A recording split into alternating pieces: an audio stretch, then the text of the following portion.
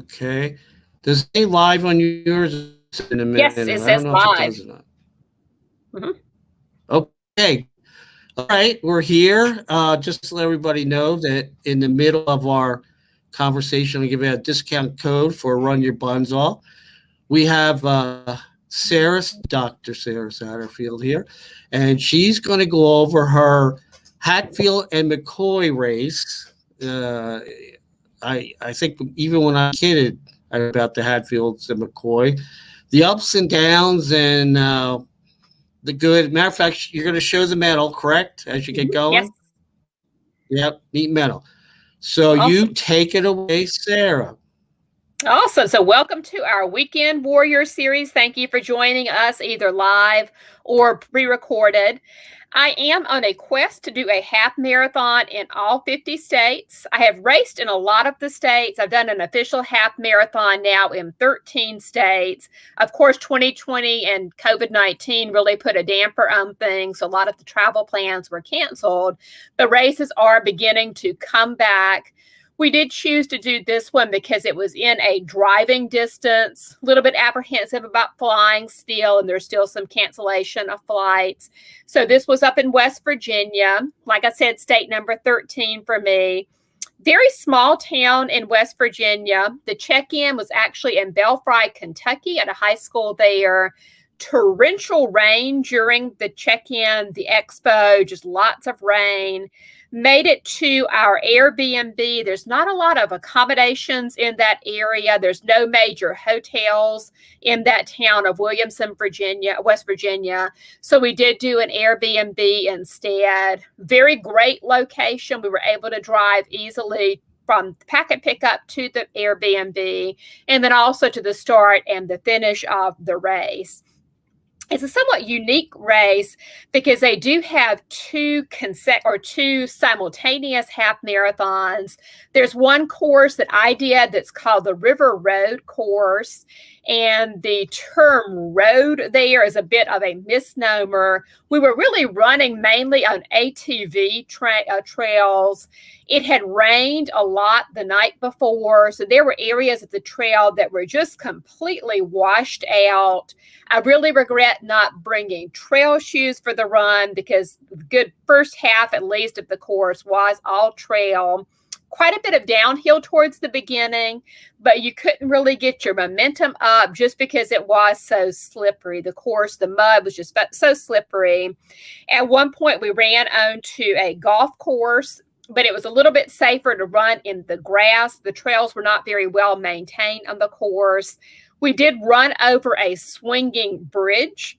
And when you run over a swinging bridge, it does live up to its name. And that thing started swinging back and forth. So I was holding on to the edges of the bridge there. Great course support. They had hydration a little over every mile and a half on the course. And then once we got onto an actual road, which was after about 6 miles or so, they did have some fruit along the way, some watermelon and oranges. For the marathoners, they also had pickle juice. I've never personally tried pickle juice. We've discussed this before, but it's really great at replenishing the fluids that you lose through sweating. And speaking of sweating, of course, we had a heat wave here last week. It's always hot and humid here in Florida, but up in West Virginia, it was unusually humid for them. So a lot of the runners were really suffering because of the humidity.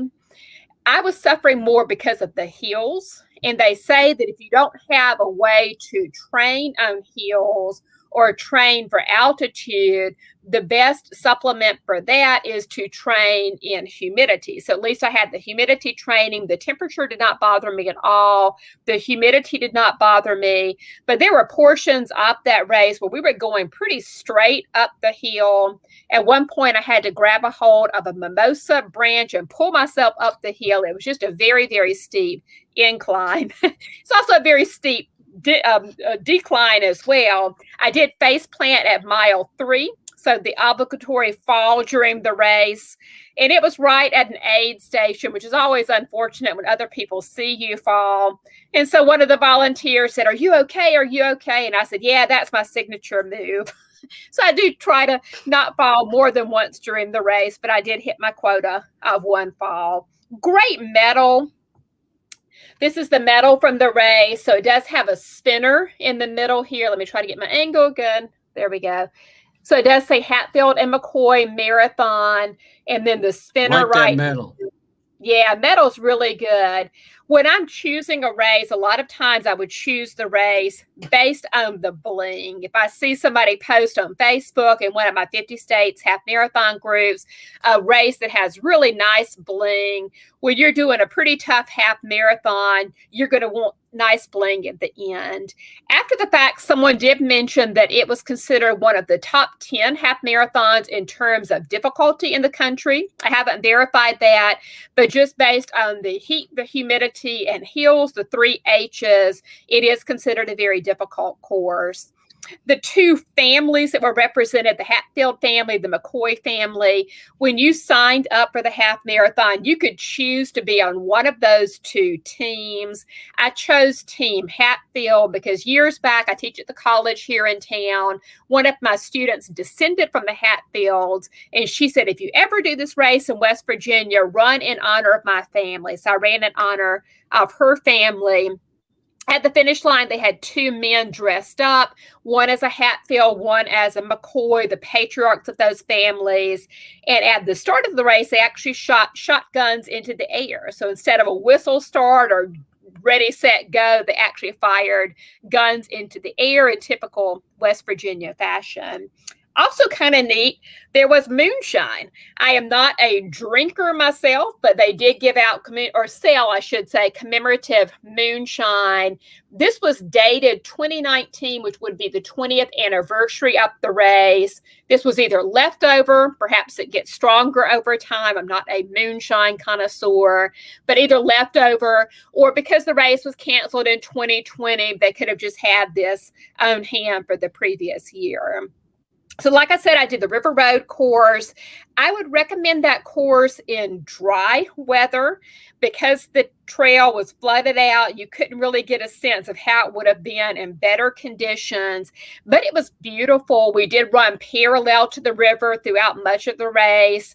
Beautiful scenery, beautiful shade along the way until we hit that second half when we hit the road. Not as much to look at once we got there. Now, the other course was called Blackberry Mountain. So Blackberry Mountain race started at 7 a.m. My race started at 7:30 in two totally different locations. So this was a logistical challenge. Both of them were point-to-point races. And if you haven't heard of point-to-point races, you start at one location, you finish somewhere totally different. I personally prefer out and back races, much easier in terms of getting to your car at the end. But what they did is they shuttled people to the start. You would park your car, take a shuttle to the start, and then take a shuttle back to your car at the end. So mine started at 7:30. The other one called Blackberry Mountain, that started 30 minutes prior in a totally different town. So they shuttle people to a different location. I had a friend that actually ran that. I had no idea that she was doing the race, but she and her daughter drove up and they did the other course, Blackberry Mountain. And I think the challenge of that one was the hills. I think they had more hills on that course. We had really rough terrain and flooding, but they had more hills. But theirs was road the entire way. The other option was the double half marathon. There were some people that did both races back to back. So they started off with the Blackberry Mountain course, and then they funneled right into my course. So they actually did a full marathon, 2 half marathons with no break in between. There was not a mass start for that second event. If you were doing the 2 consecutive half marathons, you just basically kept on running and entered into the second course. Good thing about it, the generous time cutoffs. There are a lot of people that do walk half marathons nowadays, and they had a very generous time cutoff. The double half marathon, aka the full marathon, started at 7, and they kept the course open until 4 o'clock in the afternoon. I'm not sure what time the last person finished, but that course was all open all day. Great support in terms of police, great police presence. I never felt any kind of risk from traffic. We did pass traffic along the way, but the course felt very safe. Fire trucks were there. And then the townspeople were just super friendly. Sometimes drivers can get somewhat angry and aggressive towards runners and even more so cyclists. But I didn't feel that up here in West Virginia. When we were running, people were honking their horns. They were waving at us. ATVs out on the course were just waving. Very, very cordial environment. Negatives, I would say the weather. Of course, they have nothing to do with the weather, but it was just a difficult course because of the flooding. And then really there was no kind of after party, and that could have been because of COVID-19. They might have had a bigger hoopla at the end in a non-COVID-19 year, but they just had a tent set up and it said post-race tent, and you could go in there and get a piece of fruit, and that was pretty much it. But the bling was really good, so I love the medal from it. I would highly recommend the course. If I had time, I want to complete my 50 states first, I would go back and do it in a non-rainy year and see if that was a bit easier. Now, coming up this weekend, there's one. Yeah, go ahead. Good. I was going to say, yeah, tell us about your race coming up. Go ahead. Yep. So I've got a couple more. So race season is in full swing. And this weekend we have here in Ocala a totally innovative concept in terms of races. It's called the Awesome Sauce Series. And they do races in Florida. They do races in Tennessee, Alabama, I believe. I think Georgia also. And it's just a no frills race. There are no awards at the end. I think the only award that they give out is for the very last person to finish the race. And that person gets the Sloth Award for taking the most time on the course. It's not meant to be derogatory, but for taking advantage of their entry fee and staying out there the longest. But it's at a trail here called the Baseline Trail.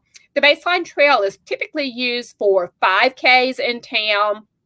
The loop is 3.1 miles, but they set it up so that you go out about 0.75 miles and then turn around and come back 0.75. And then you just do that over and over until you get your distance. Each time you come back to the trailhead, you'll grab a rubber band and put that on your wrist to indicate the number of loops that you've done. And the reason they do that is just to encourage interaction of the runners. You're passing people constantly. If you're doing the 5K, the 10K, the half marathon, you're constantly passing other people. You can high five. You can virtually fist pump. Not really good to shake hands right now, but virtually fist pump and just encourage the other runners. They do have great nutrition set up. Like I mentioned, the race this past weekend, it was somewhat limited, really nothing but water and Gatorade for most of the course. Towards the end, a little bit of fruit out there. There weren't any kind of gels provided on that course. But this one is a great setup. They do provide little individual servings of potato chips, pretzels, M&Ms, just different things to give you a boost each time you pass by that nutrition table. They do have nice medals for their events. You do have customized bibs for the event. You don't have a t-shirt for this one. It's a very low-cost race. But when you check in, you're allowed to pick one item from their swag table. So if you want a mug, you can grab a mug. If you want a visor, if you want a fan, they have different things that you can pick up just as souvenirs from the race. But it is called, I think it's called, it ties in somehow to the heat. I forget the name of it right off, but it's like Sweat Your Buns Off or something like that, tying into the Florida heat. They do offer an option. It starts very early, 6:30 a.m., and they offer an option for the half marathoners to start 30 minutes prior, so 6 a.m., and that does help to break it up a little bit. If you're starting off in the dark, then you don't have quite as much of that heat to deal with. But that is coming up this weekend. Are you doing anything after that? Well, I guess it's Father's Day after that, right? Father's Day, yeah. So my next race after that is probably July. I don't have any plan. Take a couple weeks off because I'll be doing 2 half marathons 2 weeks in a row. Well, that's good. I there's a few Father's Day runs and different, Georgia and Florida. But I was there. So in other words, you're taking a few weeks off, and then July. Which one were you starting in July? July, there's a Do you couple of things remember? out there. There is an Independence Day run here in town. It's called Iggy's 4 on the 4th. I have not signed up for that one yet. It's the hottest race on the planet. They start it pretty late for a race, like 8:30 or so, and for a foot race, that is quite late this time of the year. But a lot of people will do that one on the 4th. Again, a no frills race. I don't think they give out a medal for that one. You do have a t-shirt, but I don't think there's a medal for it yet.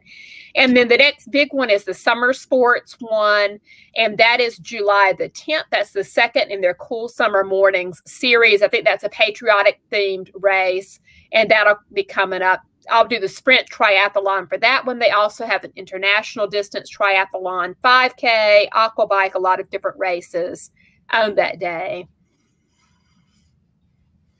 The other thing that we talked about to get more people to go through the video and so forth, little perks. The t-shirt thing would be hard. Some people do t-shirts, but what I do is a discount code, and if I can find it here, hold on. For runyourbunsoff.com on November 7th. So run buns for $5 off. This is the yourbunsOff.com. That's at Weeki Wachee Preserve, and you've been on that course, and I'd like you to describe it a little bit, maybe compare it to the other Godzilla course you're at the Hatfields and McCoy, something like that. But maybe if you want to describe, because course. Yes, it's a beautiful course. There had been a video posted prior to the first year. I've done that one 2 years, if not 3 years, I think each year since it's been offered. And I remember you had posted a video showing the scenery beforehand. I'm bad. I never looked at that video. So I was very pleasantly surprised. It is just a gorgeous area down there. Easy parking, so you don't have to worry about getting in and getting a parking place. The summer sports event recently, the parking was a disaster. I got there at 5:45 a.m., I believe, and the lot was already full at that time of the morning, so parking's very challenging. The good thing about Weeki Wachee, there is plenty of parking very close to the start. It is a circular course, so you do end where you begin, which is very good. So it's not a point-to-point race. I've done the 5K. I've also done the 10K there. The 5K, very, very easy run. I would recommend trail shoes for it. You do start off on the trail. The only time you're on road is towards the very end. So if you've got your trail shoes on, you'll be perfectly fine with that very short road segment. The 10K, the first year, it was 2 loops. And I think that was great in some respects because you knew what was coming ahead. So you knew what to expect on that second loop.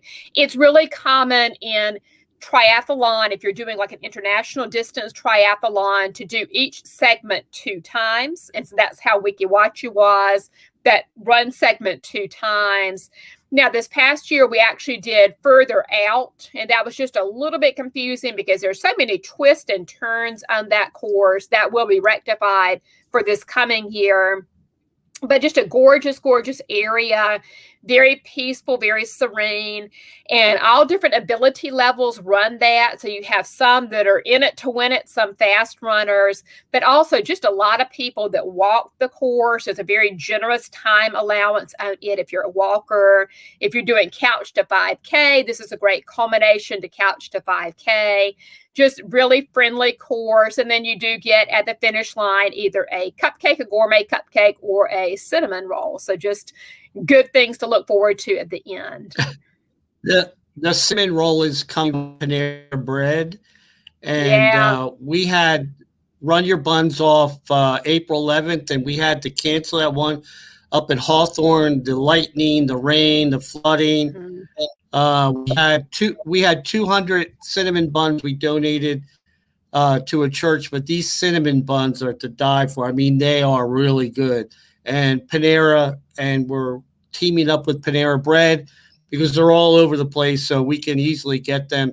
and we'll have them individually packaged. But yes, the course is real nice. The other thing working on with Sarah is live streaming. We'll have more information about that. We're testing it out, see how it works, kind of like what we're doing now with live streaming, but also doing it on the course. So hopefully that'll work out. We're going to have the awards, the trophies for overall, and then we have the finisher medals, and we also have the age group awards. Now, also we do a point system, which you're aware of this. Matter of fact, Sarah, I want everybody to know you helped me with the point system that we're also doing in Gainesville, and everybody gets a point. So in other words, first overall is 65, then 60, 55, and then age group starts at 50 and it goes down 49, 48. Now, I'm not going to tell everybody what your age is, but in your group, there's a ton of men.